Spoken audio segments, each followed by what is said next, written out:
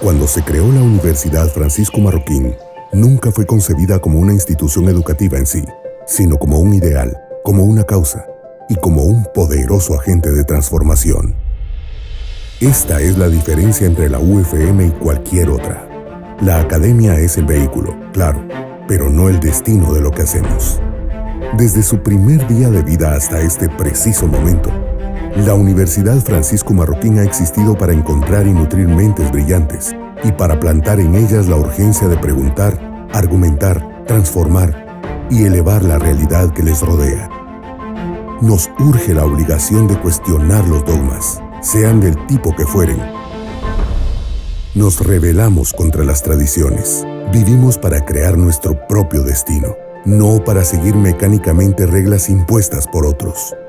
Existimos para forjar nuestros propios pensamientos, no para creer a ciegas en los hallazgos de terceros, por sublimes que parezcan. Creemos en el individuo, único con capacidad de pensar, razonar y actuar. ¿Por qué? ¿Cómo? ¿Qué pasaría si? Este es el inicio más frecuente de las conversaciones en nuestras aulas. Creemos que no hay herramienta más poderosa que las preguntas, ni fuerza capaz de doblegar las ideas. Por eso no nos interesan las respuestas prefabricadas. Para nosotros, no hay verdades absolutas. Creemos en la libertad como en nuestra brújula y en la responsabilidad como en nuestro norte. Nos inspiran los ideales y acciones de pensadores, maestros y fundadores, individuos que han transformado la historia.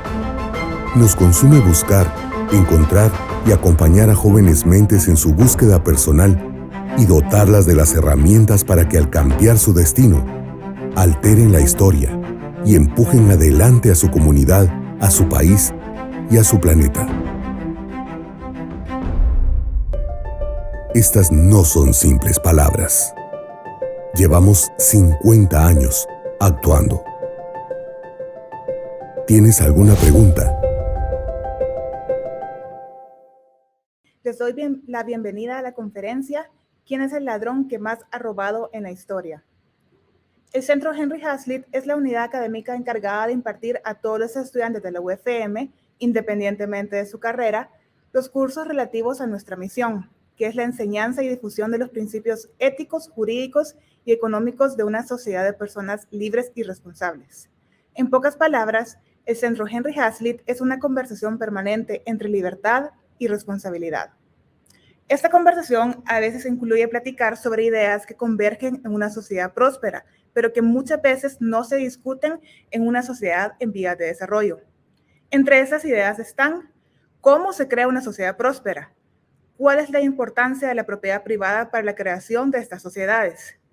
¿Cómo se puede defender la propiedad privada y la importancia de proteger el fruto de un trabajo? Para contestar estas preguntas, antes hay que dar un paso atrás y pensar en la definición del ladrón y cuáles son las consecuencias que se da durante un hurto. Muchas veces las películas nos muestran la figura del ladrón como un antihéroe por excelencia. Personajes como Jack Sparrow de Piratas del Caribe, Arsène Lupin de la serie Lupin, Robin Hood, Carmen Sandiego, Danny Ocean de las películas Ocean Eleven, entre otros personajes, son antihéroes, pero generan cierta simpatía ante el público. Pero fuera de la pantalla grande, ¿cuáles son las características de un ladrón? Paradójicamente, quien lo describió muy bien fue el autor G.K.E. Chesterton, que en su obra El hombre que fue jueves dijo: los ladrones creen en la propiedad privada y si procuran apropiársela, solo es por el excesivo amor que les inspira. En otras palabras, paradójicamente, quien entiende muy bien que otra persona es dueña de algo más que ellos no tienen, son los ladrones. Después de esta descripción de un ladrón, a través de describir la propiedad privada, nos preguntamos: ¿qué es un ladrón? ¿Qué es la propiedad privada? ¿Quién ha sido el ladrón que más ha robado a través de la historia? ¿Cuál es la importancia de tener y defender la propiedad privada?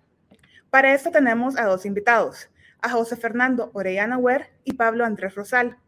Ellos van a explicar qué es la propiedad privada y las implicaciones que tiene este derecho en la vida de una sociedad. Luego de cada una de sus intervenciones tendremos un espacio de preguntas y respuestas. José Fernando es el coordinador del Observatorio de Derechos de Propiedad, un esfuerzo multisectorial que promueve el respeto al derecho de propiedad privada. Además de ello, es asesor legal cuya experiencia es analizar y asesorar a distintos públicos en temas políticos, socioeconómicos y gubernamentales. Es auxiliar de Ética de la Libertad, Filosofía de Hayek en el Centro Henry Hazlitt y de Derecho Constitucional en la Universidad Francisco Marroquín, específicamente en la Facultad de Derecho, de donde esperamos que se gradúe el próximo año. José Fernando, muchas gracias por tu presencia. Ariana, muy buenas tardes, muy buenas tardes a todos los que nos acompañan desde sus casas o desde donde se encuentren. Para mí es un gusto poder acompañarlos el día de hoy para abordar este interesante tema, que es un tema que genuinamente me apasiona. Así que qué alegre poder compartir con ustedes para abordar esta pregunta que es un poco compleja, y es, ¿quién es el ladrón que más ha robado en la historia? Justamente en la línea de lo que mencionaba Adriana, cuando pensamos en ladrones, pues se nos ocurren o nos vienen a la mente personajes como Bonnie y Clyde, que fueron ladrones de verdad, o personajes ficticios como Robin Hood, Aladino o Irene Adler. Pero, pues cuando pensamos en un ladrón y pensamos en el flagelo que representa el día a día, tenernos que enfrentar a situaciones en las cuales los robos, los hurtos, los asaltos y todo tipo de violaciones a la propiedad privada son el pan de cada día, creo que pues, vale la pena preguntarse antes de qué es un ladrón y quién es el ladrón, es qué es lo que se puede robar. Un ladrón es alguien que se apropia, valga la redundancia, de la propiedad de otros. Y como un ladrón es alguien que se apropia de la propiedad de otros, pues justamente la pregunta es, ¿qué se puede robar? Y si lo que se puede robar es la propiedad, ¿qué es la propiedad? El derecho a la vida es básicamente la fuente de todos los derechos. Y el derecho a la propiedad es una materialización o una forma de expresión de ese derecho a la vida que todos tenemos. Eso nos lleva a postulados que diferentes filósofos a través de la historia han planteado.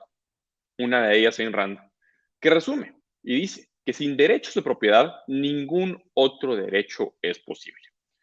¿Esto por qué?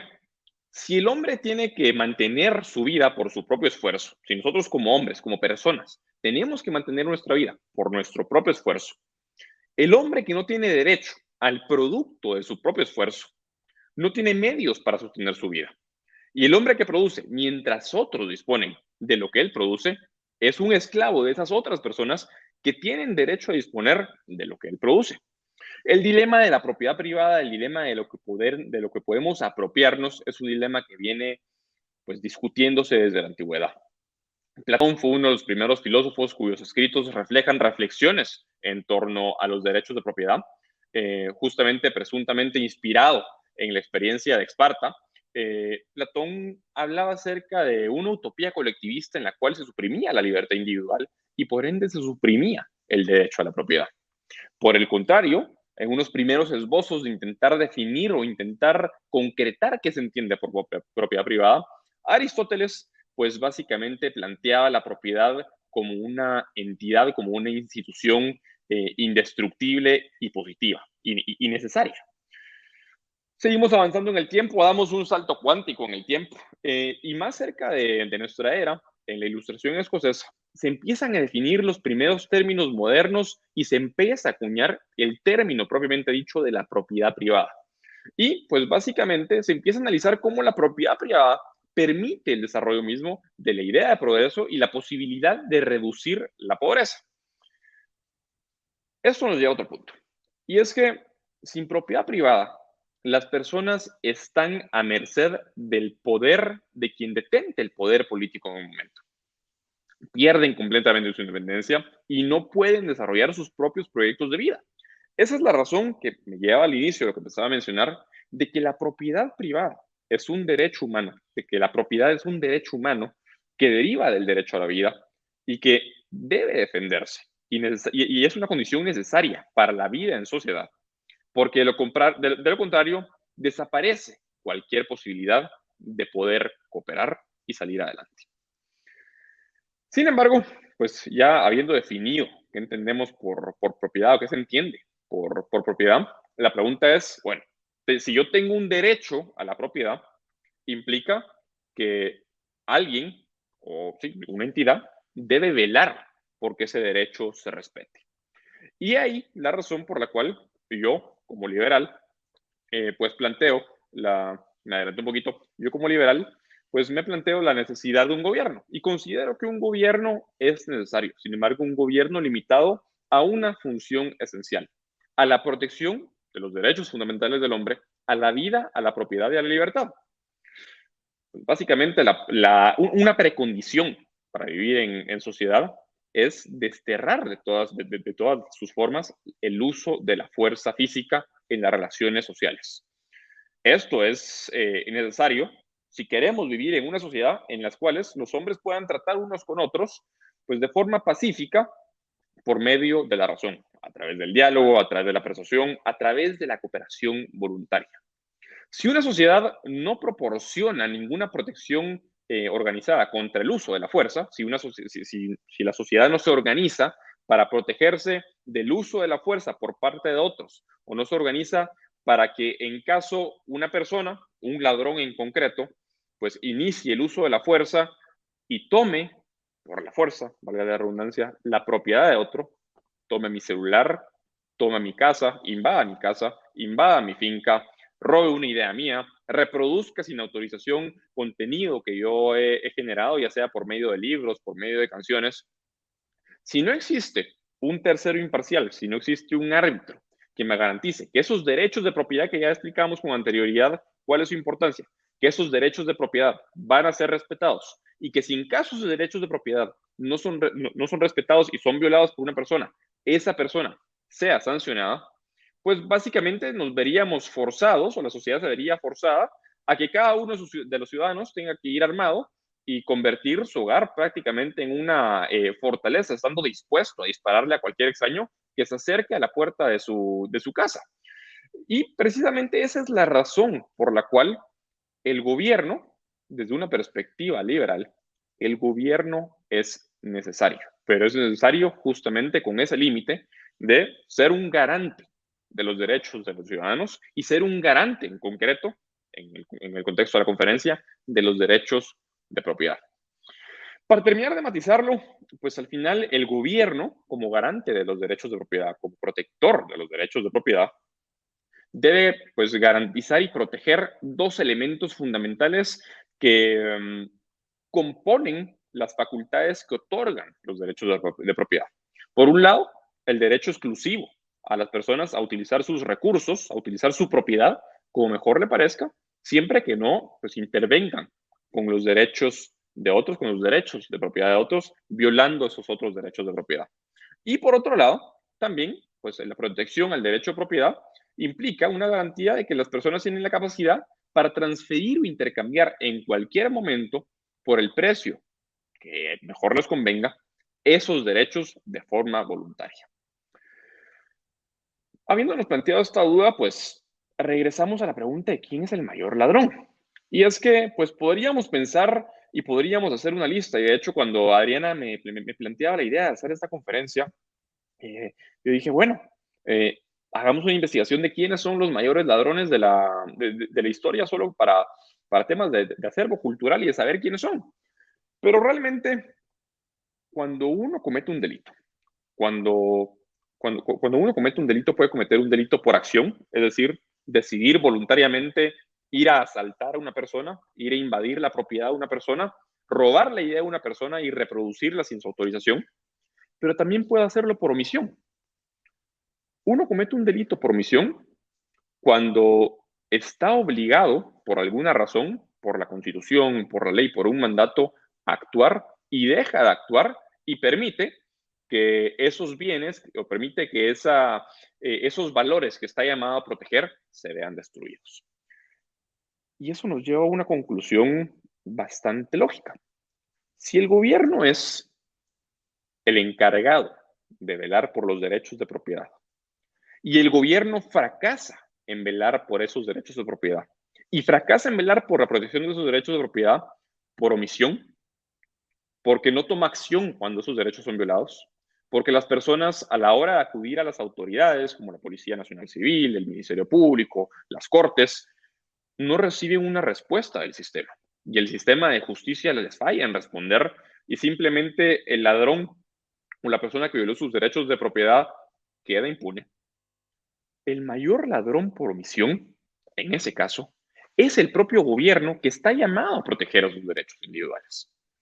En el Observatorio de Derechos de Propiedad hemos hecho un análisis y hemos ido diagnosticando los problemas que aquejan al país, que aquejan a Guatemala en concreto, respecto de los derechos de propiedad. Cuando vemos los índices internacionales, que son pues, mecanismos y herramientas que utilizan personas tanto a nivel local como a nivel extranjero para determinar si conviene o no invertir en el país, nos damos cuenta que el índice sobre derechos de propiedad internacional, elaborado por la Property Rights Alliance, ubica a Guatemala en el puesto 89 de 129 países. Quiere decir que estamos en una posición extremadamente vulnerable y peligrosa respecto a la protección de derechos de propiedad. Cuando vemos el índice de competitividad global para 2019 en su pilar de instituciones, en el indicador sobre derechos de propiedad, Guatemala ocupa la posición 88 de 141 países. Y en el índice mundial de Estado de Derecho, Guatemala ocupa la posición 101 de 128 países. Pareciera ser que Guatemala estuviera compitiendo cada año por ir cayendo un escalón más abajo para estar posicionado como uno de los países que peor protege los derechos de propiedad.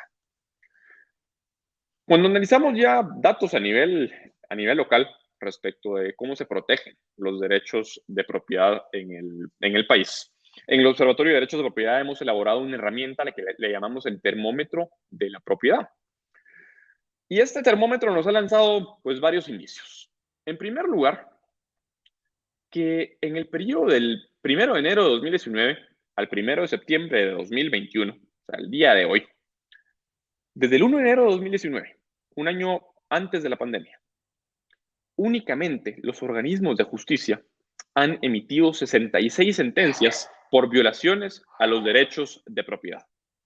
Cuando intentamos aterrizar eso de forma un poco más concreta, el termómetro de la propiedad nos evidencia que en los últimos 5 años, anualmente, desde el 2016 hasta la fecha, se presentan 3.942 denuncias cada año por delitos contra la propiedad inmueble. Cuando hablo de delitos contra la propiedad inmueble, me refiero a delitos que se cometen por invasión de propiedades, por ocupación ilegal de propiedades, es decir, pueden ser casas, pueden ser terrenos, pueden ser bodegas, pueden ser apartamentos, pueden ser fincas, pueden ser fábricas, pero son delitos que se cometen en contra de bienes inmuebles. Y pues bueno, eso no es solo, y eso no es solo lo preocupante. Lo preocupante es que el promedio anual, en el caso de delitos contra la propiedad inmueble, es que por cada 100 denuncias que se presentan ante el Ministerio Público, con suerte, una llega a sentencia cada año. Esto, pues, evidentemente nos lanza cifras alarmantes que, pues, si relacionamos lo que acabo de mencionar con lo que mencionaba con anterioridad de la posición en la que nos ubican estos índices, que muchas veces son elaborados por expertos a nivel internacional, pues nos manda un mensaje importante.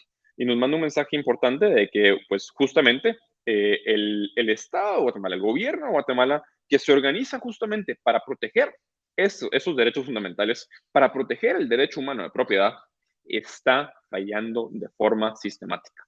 Y en el observatorio justamente la intención es ir haciendo un diagnóstico de en dónde estamos fallando, porque realmente pongámonos en perspectiva de lo que ha sucedido este año. Este año, hasta mayo de este año, hasta el 30 de mayo de este año, se habían presentado más de 6,000 denuncias por el delito de hurto. Hurto es un robo sin violencia. Se han presentado más de 6,000 denuncias por extorsión. Se han presentado más de 5,700 denuncias por robo. Se han presentado más de 5,000 denuncias por robo de celulares. Se han presentado más de 800 denuncias por usurpación, que usurpación es la forma legal de llamarle a las invasiones. Entonces eso nos lleva a la última pregunta y es, ¿será que ladrón que encubre al ladrón o ladrón que no inicia acciones legales en contra del ladrón tiene esos 1,000 años de perdón que dice el dicho? La respuesta creo que es evidente y es no. Creo que es necesario que si no queremos que el Estado, que el gobierno de Guatemala siga siendo el mayor ladrón de la historia, tomemos las acciones necesarias para fortalecer las instituciones, para colaborar con las instituciones, particularmente en este caso, de justicia, como el organismo judicial, sus respectivos juzgados, el Ministerio Público, la Policía Nacional Civil, el Registro de Información Catastral, OCRET, y otras entidades que son garantes de la propiedad, para ver la forma en la cual, pues, regresamos a que cumplan su función esencial. Regresamos a una situación en la cual estas entidades, cuya función esencial, que nacen para proteger los derechos de propiedad, le permitan a las personas que tienen registrados en ellas derechos de propiedad, efectivamente, pues considerar y tener la plena certeza de que sus derechos se encuentran protegidos. Muchas gracias. José Fernando, muchísimas gracias por tu muy interesante conferencia y por explicarnos punto a punto cómo y quién es el ladrón más grande de la historia. Y le recordamos al público conectado que escriban sus interrogantes en el espacio de comentarios de esta publicación y luego de la intervención de Pablo las vamos a hacer. Ahorita vamos a continuar con Pablo Andrés. Él es estudiante de Ciencia Política y cuya especialización será en políticas públicas, y él estudia en el Instituto de Estudios Políticos y Relaciones Internacionales EPRI, aquí en la UFM. Además, es colaborador en el Centro para el Análisis de las Decisiones Públicas, el CADEP. Pablo es apasionado por la cultura, la economía, la religión y cómo estas afectan el desarrollo de un país, y por muchas ocasiones ha demostrado ser un alumno brillante en sus análisis. Entonces, escuchemos a Pablo. Pablo, muchas gracias por tu presencia. Gracias, Adriana, por la invitación, por la oportunidad de estar en este espacio y compartir con ustedes. Igual que José Fernando, este es un tema que a mí me apasiona mucho, sobre todo porque es un tema en el que evidentemente estamos muy deficientes en Guatemala, que es el tema de los derechos de la propiedad. Y quise darle un toque histórico a mi presentación, especialmente que estamos en las celebraciones, si es que le podemos llamar así, del Bicentenario, ¿verdad? Y decir exactamente qué nos ha robado el Estado. Y Guatemala no es el único caso, por supuesto, pero en la historia de Guatemala prevalece un problema de derechos de propiedad enorme. Y esto tiene una costumbre desde la colonia, con lo que he podido investigar. Empezando con el hecho que la mejor manera de obtener tierras en la colonia era básicamente usurpar tierras del rey y luego pagar una compensación a la corona. Y de hecho la corona, por muchísimo tiempo, por los 3 siglos que dominó por estas partes, utilizó estos mecanismos para tener un ingreso adicional. Entonces, en Guatemala, por 3 siglos, se nutrió una costumbre en la que uno observaba un terreno y uno lo tomaba. Y a través de la historia hemos tenido muchísimas etapas en las que hemos visto que la propiedad, que los derechos de propiedad realmente han sido efímeros, han estado sujetos a las arbitrariedades de la clase política. Es decir, que en Guatemala, por la mayor parte de su historia, tener tu propiedad protegida implicaba que necesitabas cierto nivel de conexión política, cierto nivel de influencia. Y esta es una de las razones por la que autores como Acemoglu y Robinson dirían que Guatemala ha tenido por siempre instituciones extractivas, en la que una minoría con estas conexiones políticas, como ha tenido acceso a estos derechos de propiedad, ha tenido acceso a servicios financieros y básicamente ha podido enriquecerse, pero el resto de la población, que sus derechos de propiedad no han sido respetados, no han podido avanzar ni han tenido acceso a estos servicios. Y entraremos un poco más en ese tema más adelante. Pero por dar un ejemplo, las reformas agrarias liberales, yo diría yo, de un liberalismo de tendencia francesa, no tanto la anglosajona escocesa que nos gusta aquí en la universidad. Las expropiaciones de las fincas alemanas durante el gobierno de Jorge Ubico, que fue una causa fundamental en su caída. El antiquísimo, pues el caso cliché que siempre hablamos, que es el decreto 900 de Jacobo Arbenz, y luego que se revierte el decreto por Castillo Armas. Al final son cambios que se hacen radicales en un periodo de tiempo muy corto, y los proyectos que luego los gobiernos militares hicieron la Franja Transversal Norte, proyectos de colonización, pero que luego revirtieron porque encontraron ciertos recursos y al final, a través de la historia vemos una constante arbitrariedad.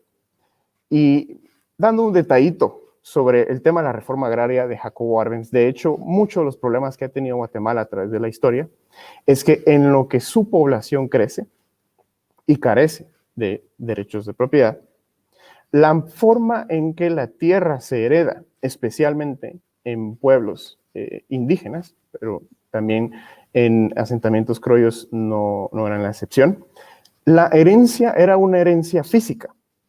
Las parcelas se parten y al final lo que eso deviene es en una situación insostenible en la que ni siquiera la parcelita que uno hereda es suficiente para tener una agricultura de subsistencia.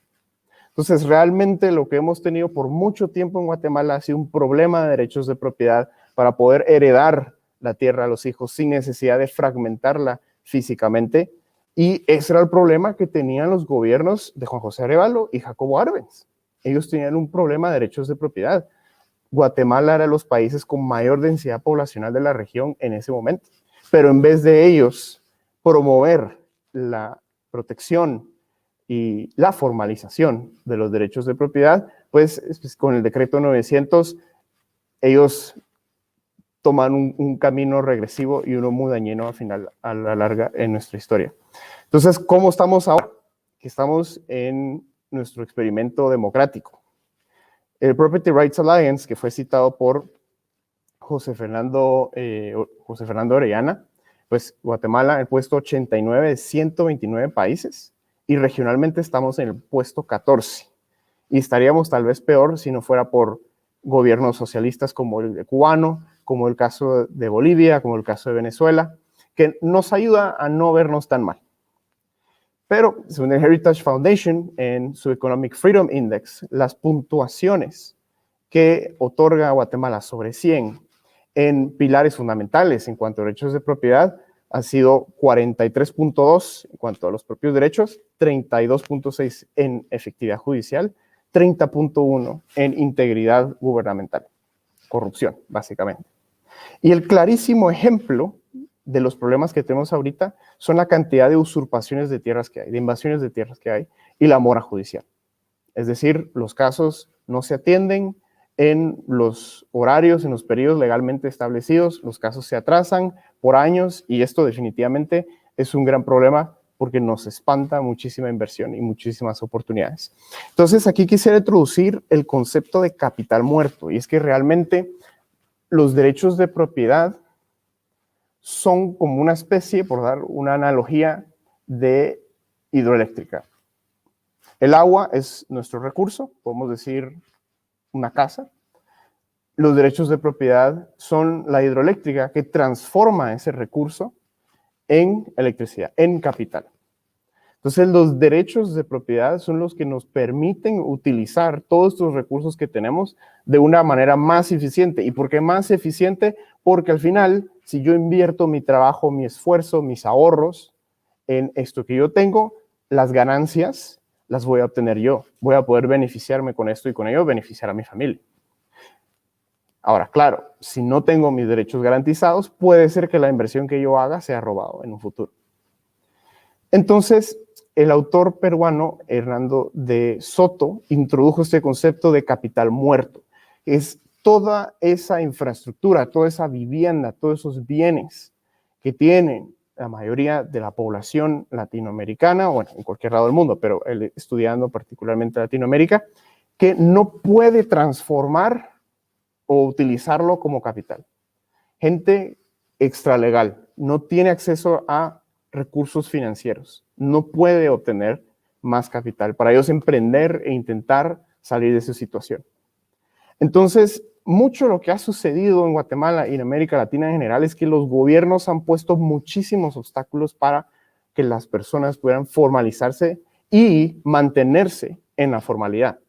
Aumentos arbitrarios en salario mínimo, por ejemplo, son algunos factores que presionan a los empresarios para que salgan de la formalidad y ya no tengan que acatar las leyes, lo cual definitivamente es un problema, especialmente si hablamos de personas que tengan acceso a seguridad social o hablamos de muchas de estas cosas, pues definitivamente la informalidad a largo plazo es un grave problema.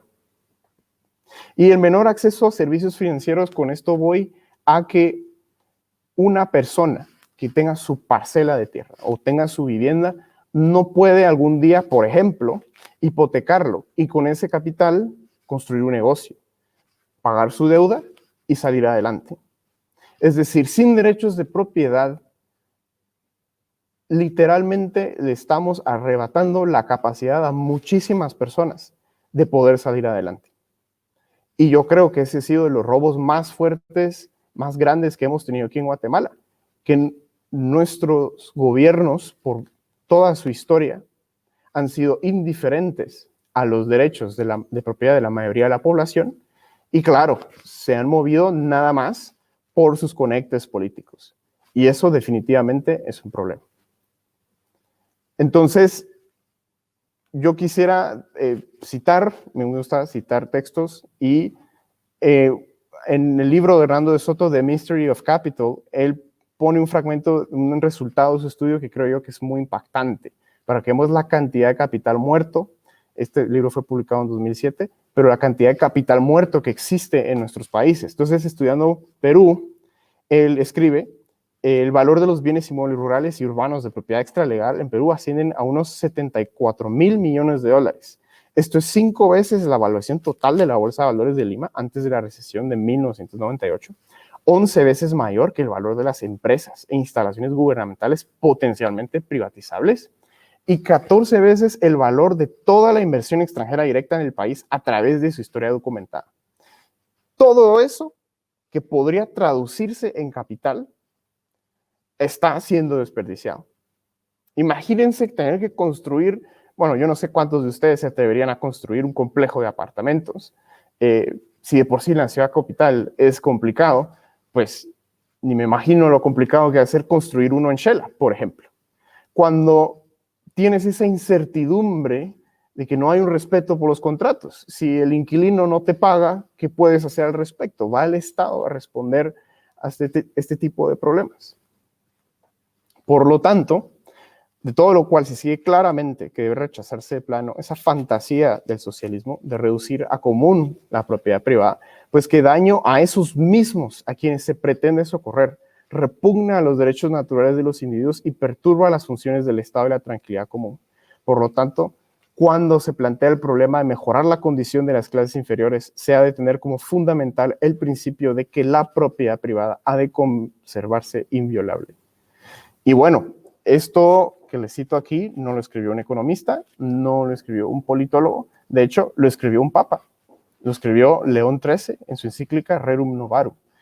Como había mencionado Adriana, a mí me encanta el tema de la religión y pues el tema de la doctrina social de la iglesia es muy importante para mí. Entonces, para aquellos creyentes o aquellos preocupados por las cuestiones morales y la sociedad, pues yo creo que esto es muy importante, ¿verdad? Y bueno, ¿qué sucede con los impuestos? Porque asumiendo que el Estado de Guatemala le provea derechos de propiedad a toda su población, pues tenemos ahora el dilema de que uno, para estar en la formalidad, tiene que incurrir a ciertos costos y entre ellos, obviamente, están los impuestos. Los impuestos son necesarios, sí, porque obviamente el Estado tiene que funcionar de alguna u otra manera. Si los impuestos fueran algo totalmente voluntario, pues tendríamos problemas de free riders. Entonces, concuerdo con José Fernando que necesitamos un Estado, efectivamente, que sea el árbitro y que pues tenga que recaudar estos impuestos, ¿verdad? Pero aquí entramos al dilema de cuáles impuestos y tasas realmente son lícitas. Y este ya es un problema muy debatible, ampliamente discutido, pero aquí está lo importante, porque una cosa es que el Estado me garantice que mi vecino no me vaya a robar, pero otra cosa es que el Estado se convierta en el usurpador y el ladrón. Y claro, nadie va a negar que por toda la historia de la humanidad, usualmente el Estado ha sido un ladrón que a través de los impuestos, pues la clase política se ha beneficiado a costa de su población. Entonces, pagar impuestos nos hace un pueblo moralmente mejor? O bueno, al menos yo tal vez replantearía esa pregunta, me disculpo. ¿Pagar altos impuestos nos hace un pueblo moralmente mejor? Porque hay personas que argumentan que es lícito tomar de la propiedad de otras personas para redistribuirla y entregárselo a otras a través de servicios o transferencias directas por la fuerza. Y claro, eso es ampliamente discutible y creo yo que para entender si es lícito o no cuánto puede cobrar o cierta cantidad que quiere cobrar de impuestos el Estado, pues debemos establecer criterios. Y uno de ellos es cuál es la forma más eficiente de utilizar y asignar recursos. Y claro, evidentemente, el mercado es una de las formas más eficientes para la inmensa mayoría de casos. Al fin y al cabo, los intercambios son intercambios de derechos de propiedad. Entonces, también ahí vemos que es muy difícil que haya progreso económico, sobre todo en el interior del país, si no garantizamos los derechos de propiedad como para que las personas puedan entrar en intercambios. Pero, al final, aquí es donde entra un poco el tema de public choice y el análisis que hace Public Choice en cuanto a la manera en que el Estado utiliza recursos es la siguiente. Primero, que el Estado está conformado por personas que son parte de la sociedad, con personas que tienen intereses personales, pueden ser egoístas o altruistas, pero tienen intereses personales. Pero estas personas usualmente no tienen como propósito o interés el bien común. No son héroes benévolos que entran al gobierno porque quieren ayudar a la sociedad. La mayoría de la gente a veces solo quiere cobrar su cheque. Y bueno, aquí está un poco lo que decía Mises, que en una sociedad libre las personas para enriquecerse deben de ofrecer algo valioso para los demás miembros de la sociedad, debe vender algo en el mercado que sea valorado, mientras que en otras sociedades pues las personas buscan obtener rentas a través del Estado. Y eso definitivamente es un riesgo que tenemos cuando le otorgamos al Estado nuestros recursos. Pero también entender que el burócrata que tiene intereses propios no siempre tiene las capacidades, y bueno, en la mayoría de los casos no tiene la capacidad de entender cada uno de los diferentes casos que hay en Guatemala, los diferentes pueblos, sus problemas, la logística, la geografía irregular de Guatemala. Son tantas variables que un burócrata sentado en su oficina aquí en la ciudad capital no va a entender. Entonces entramos también un poco al cuestionamiento de qué tan capaz es el burócrata de poder asignar esos recursos que le confiamos.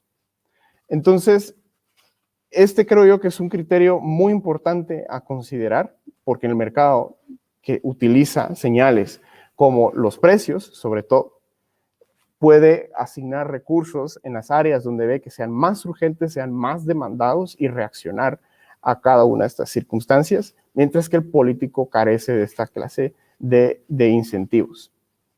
Pero más allá del utilitarismo, más allá de hablar de eficiencia en cuanto a los impuestos, en Guatemala prevalece esa visión romántica del pago de impuestos como un imperante moral, pagar más y más impuestos para ayudar a las demás personas, pero creo yo que al final es una manera muy mediocre de buscar o promover que seamos una sociedad moralmente mejor.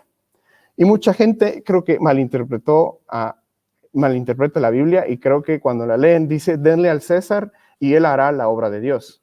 Y esa es la actitud que muchas personas toman. Entonces, cuando hablamos de ayudar a otras personas, la caridad y la fraternidad son cosas que son esencialmente voluntarias. No podemos imponer la caridad ni podemos imponer la fraternidad a través del cobro de impuestos.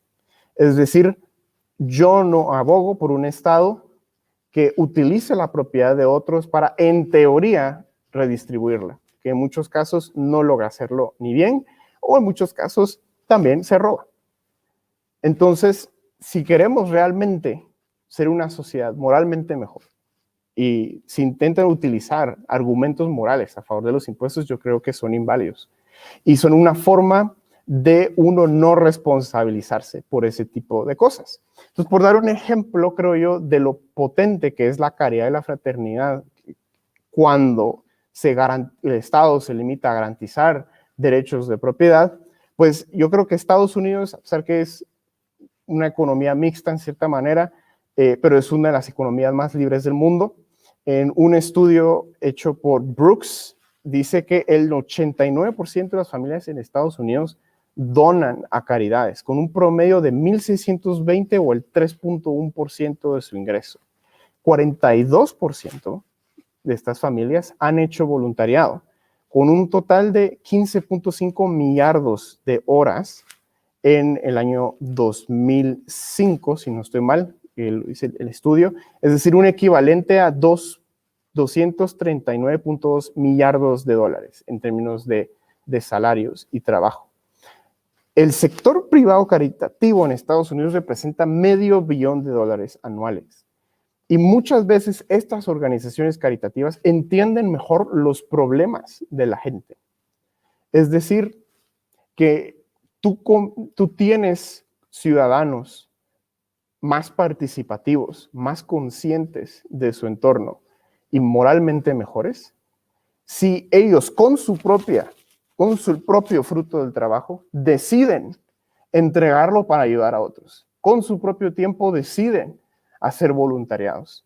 Yo creo que eso es 1000 veces mejor que imponer a todos el pago de impuestos altos y que un burócrata sentado en su oficina haga mal las cosas, asigne mal los recursos y al final no logre ayudar en muchísimos casos a las personas que queremos ayudar, solo para nosotros tener fantasías de que somos gente moralmente buenas porque estamos persiguiendo un utopismo.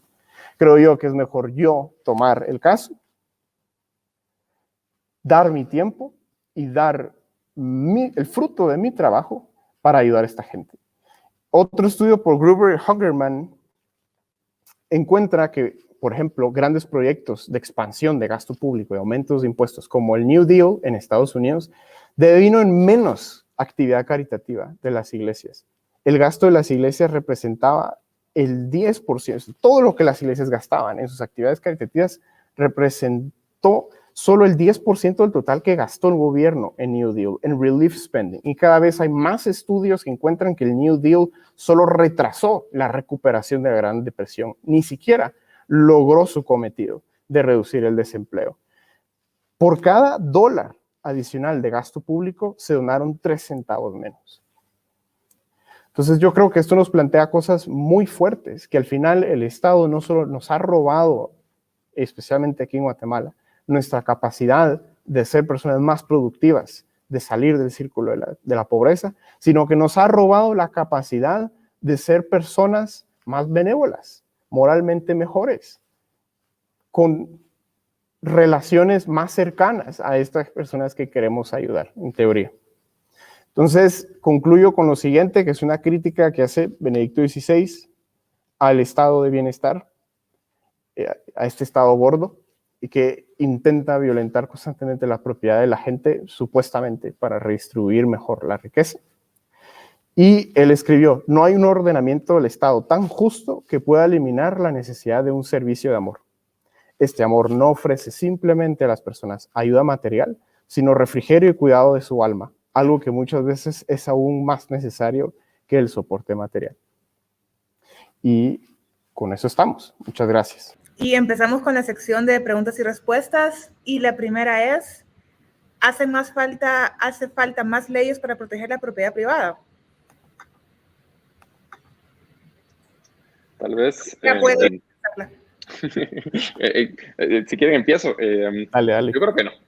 Creo que no. No es un tema de legislación. En Guatemala, y justamente es una pregunta que nos hicimos en los inicios del observatorio, si era necesario que existieran más leyes para garantizar la propiedad privada, y la verdad es que no. El marco constitucional de garantía a la propiedad podría mejorarse, pero de por sí ya protege los derechos de propiedad en el país. El sistema interamericano de derechos humanos, del cual Guatemala es parte, también reconoce la propiedad. Del Código Civil es quizá yo incluso diría que es hasta medio una obra de arte, de la forma tan clara como se legalizó y se estableció por escrito una protección a los derechos de propiedad en sentido amplio. Yo más creo que lo que hace falta es eliminar cierta legislación y eliminar ciertas leyes o reformar algunas ya existentes que hoy por hoy representan una vulneración constante a los derechos de propiedad. Por poner un ejemplo, la Ley General de Educación Nacional, uno diría que tiene que ver la Ley General de Educación Nacional. La Ley General de Educación Nacional, cuando uno la revisa, obliga a que cualquier persona que haga una notificación tenga que ceder un porcentaje de terreno a favor del Estado para que el Estado pueda construir una escuela, supuestamente.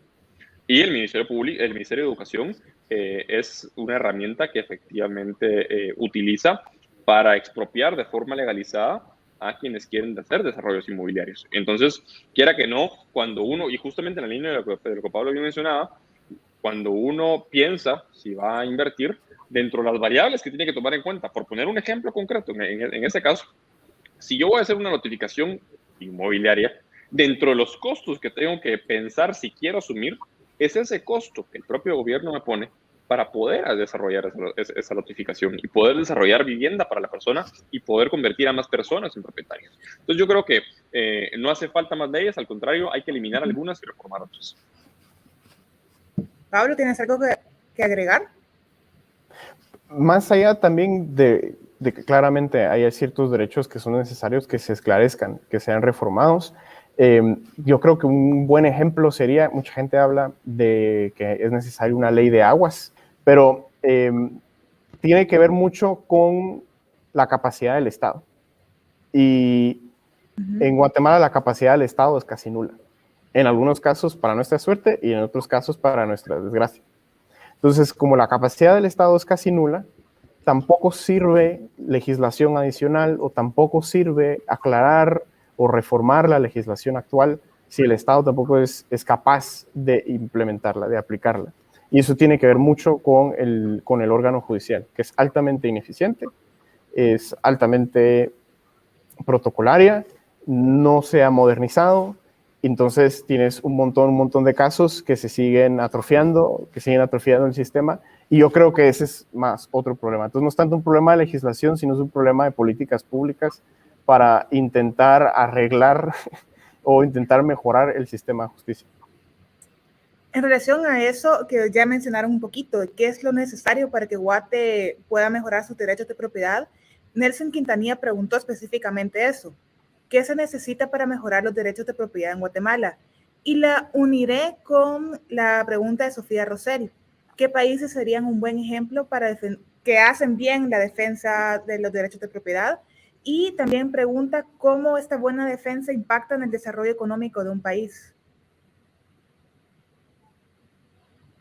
Pues bueno, yo diría que un clarísimo ejemplo de países que protegen mucho los derechos de propiedad son cualquier país que esté desarrollado y tenga un alto nivel de ingreso per cápita. Es tan crucial la defensa de los derechos de propiedad en el desarrollo de un país que ahí tienes todos esos ejemplos. Tienes Estados Unidos, tienes Singapur, tienes, Hong Kong ya no es un país como tal, pero tienes Hong Kong, tienes el caso de Europa, los países nórdicos son de los mejores puntajes en protección de derechos de propiedad. Entonces creo que ahí están los ejemplos y, de nuevo, entrando a qué se tiene que hacer exactamente en Guatemala, es un tema de capacidad del Estado, en presencia de Estado. En la ciudad capital ya tenemos muchísimos problemas con la aplicación de la ley, pero imagínense si los tenemos acá, pues en el interior del país, que hay muy poca presencia de cortes, o a veces el sistema que está administrativamente muy centralizado, pues a veces se alentan los procesos. De hecho, por ejemplo, en el tema de las usurpaciones de tierra, mucho de la razón por la que se dan usurpaciones es porque el sistema judicial o el proceso de resolución de conflictos de tierras es tan lento que mucha gente se frustra y solo prosigue a ocupar el terreno. Entonces tiene que ver mucho, creo yo, con las instituciones. Okay. Sí, yo voy a coincidir con Pablo. A ver, tal vez de más fácil a más complejo. Países que son ejemplos de ello, pues justamente en el índice mundial internacional de propiedad privada, Finlandia, Suiza, Singapur, Nueva Zelanda, Japón, Australia, Holanda, Noruega, Luxemburgo, Dinamarca. Suecia, Austria y Estados Unidos ocupan los primeros 12 lugares. Y pues bueno, esto es un reflejo no únicamente, a ver, cuando vemos el fenómeno de los derechos de propiedad, es quizá uno de los fenómenos, y la protección de los derechos de propiedad es uno de los fenómenos más complejos, no solo a nivel nacional, sino a nivel internacional. O sea, el poderlos garantizar no implica apretar una tuerquita y se acabó, o cambiar una ley y ya estuvo. Es una serie de dinámicas bien complejas. Por un lado, a nivel del Ministerio Público, para que el Ministerio Público pueda verdaderamente procesar y investigar las violaciones a los derechos de propiedad inmueble. Únicamente las violaciones a derechos de propiedad inmueble que están contempladas en 6 delitos. Son únicamente 6 delitos. Es necesario que el Ministerio Público diseñe una política criminal para enfrentar y realizar todo el proceso de investigación por violaciones a los derechos de propiedad inmueble. Por otro lado, tenés otros fenómenos de violaciones a los derechos de propiedad en sentido general, derechos de propiedad intelectual, derechos de propiedad mueble, y cada tipo de delitos, cada grupo de delitos necesita una forma particular de enfocarlo.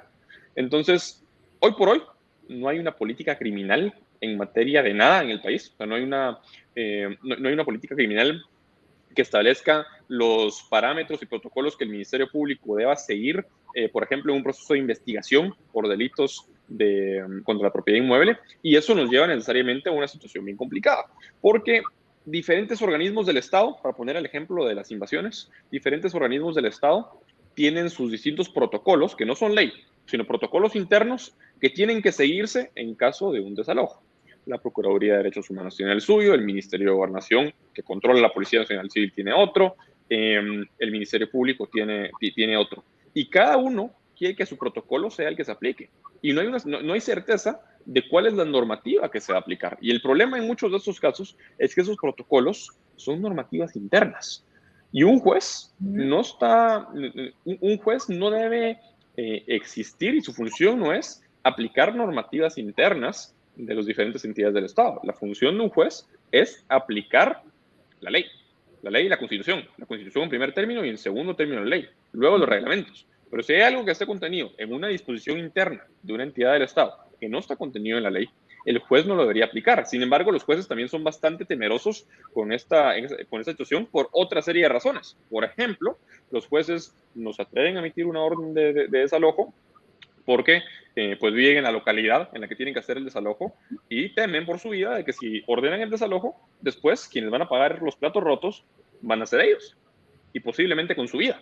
Entonces, y pongo este ejemplo, y tal vez ya hable mucho, pero pongo este ejemplo como una manifestación de cómo el fenómeno es bien complejo, y esto es únicamente a nivel de política criminal. Entonces, si queremos mejorar la protección de los derechos de propiedad en el país, tenemos que ir haciendo un diagnóstico punto por punto de qué está fallando en cada una de las instituciones de que por sí existen. Por ejemplo, otro gran problema es el registro de información catastral. El registro de información catastral es el registro que tiene la función de básicamente de medir y registrar dónde se encuentran los linderos de las propiedades en el país. Hoy ahorita no tengo el dato a la mano, pero es ínfima la cantidad de municipios del país que se encuentran catastrados. Entonces hay un montón de problemas porque lo que está registrado en el Registro General de la Propiedad no coincide con lo que está registrado en el Registro de Información Catastral.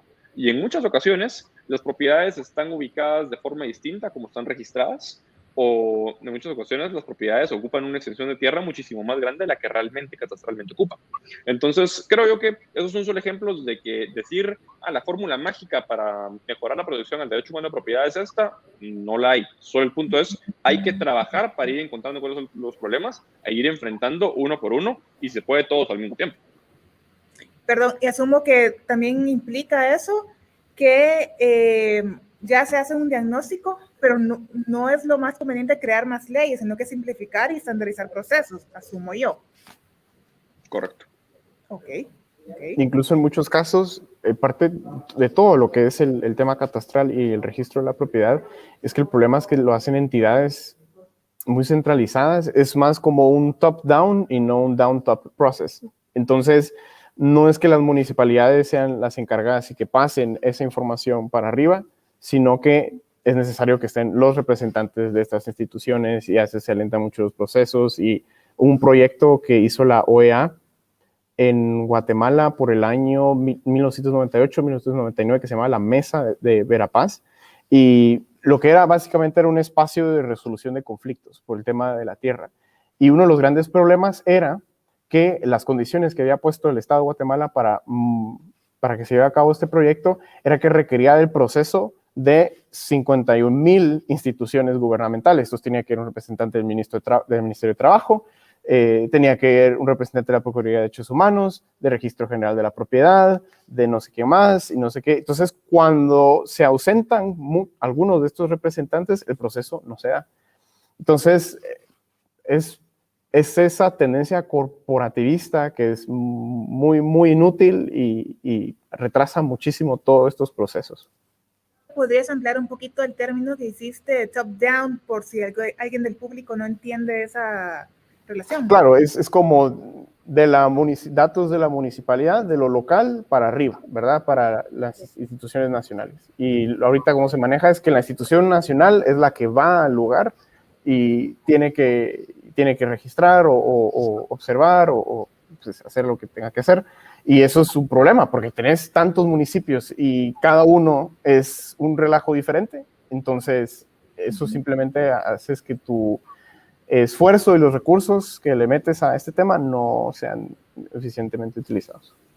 Okay.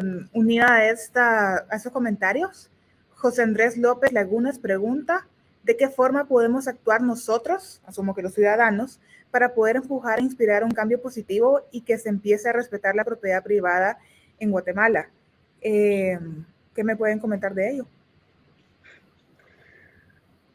A ver, creo que la respuesta va a sonar un poco burda, un poco, sí, tal vez tonta, pero o sea, si nos interesa el problema de la propiedad, si nos interesa el problema de la protección de los derechos de propiedad, porque sabemos que en el largo plazo nos va a afectar, y a ver, esa es la razón por la cual a mí me interesa, en lo personal, si Guatemala es el país en el que yo pienso construir mi proyecto de vida y quiero vivir acá en el largo plazo, justamente las constantes violaciones y el flagelo que representa la falta de certeza en torno a los derechos de propiedad en el país es algo que me preocupa. Entonces, si nos preocupa es buscar por qué mecanismos podemos nosotros fiscalizar, por un lado, a las entidades que están llamadas a ser garantes de la propiedad. Como digo, el fenómeno de la propiedad es súper complejo y, por ejemplo, en el observatorio estamos pues enfrentando y buscando llegar a conclusiones de recomendaciones que se tengan que dar de mejora institucional en algunos aspectos. Sin embargo, el problema es tan amplio que ahí hay para trabajar cualquier cantidad de años. Entonces, por ejemplo, si a alguien le interesa el tema de los derechos de propiedad y la protección de los derechos de propiedad, pues podría voltear a ver, como bien mencionaba Pablo, al organismo judicial. Puede haber una alta incidencia de usurpaciones en el país, puede haber una alta incidencia de delitos contra la propiedad inmueble en el país, que si esta no está acompañada de celeridad y eficacia en las instituciones de justicia, el problema únicamente se va a ir agravando. Entonces, en esa línea, pues, por ejemplo, involucrarse en alguna especie de iniciativa para promover el acceso a la justicia en el país, en donde los ciudadanos se sientan confiados en el sistema de justicia y no lo vean como ajeno y no lo vean como que no pueden acceder, sino efectivamente puedan acceder a él, donde el sistema judicial de hecho es económicamente inaccesible porque es caro llevar un proceso judicial, donde las personas no tienen abogados, donde no tienen información o conocimiento de derechos, o donde hay un sistema de justicia débil, necesariamente va a haber pues una amplia, un amplio margen que llenar y que resolver respecto a ese acceso a la justicia tan necesario para pues, defender los derechos de propiedad. Entonces, por ejemplo, se me ocurre que si alguien está interesado en los derechos de propiedad, una alternativa que podría utilizarse como una herramienta indirecta en el camino para mejorar la protección de los derechos de propiedad es involucrarse e intentar hacer una investigación y concluir, hacer recomendaciones y ver la forma en la que las promueve respecto de cómo, pues no, más que reactivar el sistema de justicia, reformar el sistema de justicia y hacerlo verdaderamente útil para la protección de los derechos fundamentales. Insisto, las respuestas pueden sonar un poco etéreas, pero acá no hay una fórmula mágica y es una cuestión de ir viendo dónde están esos problemas, dónde están esas necesidades que hay que ir arreglando e irse involucrando en cada una de ellas. Pablo, no sé si quieres agregar algo. Definitivamente, cuando hablamos en temas de investigación, creo yo que es una de las cosas que más les hace falta en Guatemala. También pensando un poco que si en algún futuro estas instituciones van a intentar reformarse, van a intentar facilitar procesos y todo esto, pues la investigación creo yo que es algo muy importante. Entonces, siempre que se dé la oportunidad de apoyar con esto, creo que es clave, ¿verdad? Y yo diría también mucho en la plática de día a día, uno ayuda. Y lo digo porque yo he conocido de muchísimos casos de gente que contratan, por ejemplo, una empleada doméstica y lo que ella cuenta, ¿verdad? Con las familias es, por ejemplo, que, sí que mi primo de allá de Jalapa, que no sé qué, y le dije que vaya y agarre un terreno y ya estuvo, y que no sé qué. O sea, la gente en su día a día está acostumbrada a decir que uno puede venir y a tomar un terreno solo porque sí. Entonces, creo yo que en el día a día uno se topa este tipo de casos y cambiar la mentalidad de las personas es un trabajo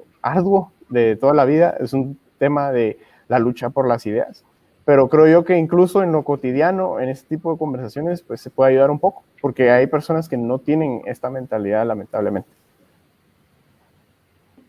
Muchísimas gracias por sus intervenciones. Lamentablemente se nos ha terminado el tiempo, así que de nuevo gracias José y Pablo por estar aquí con nosotros. En nombre del Centro Henry Hazlitt le damos las gracias al público por asistir a esta conferencia.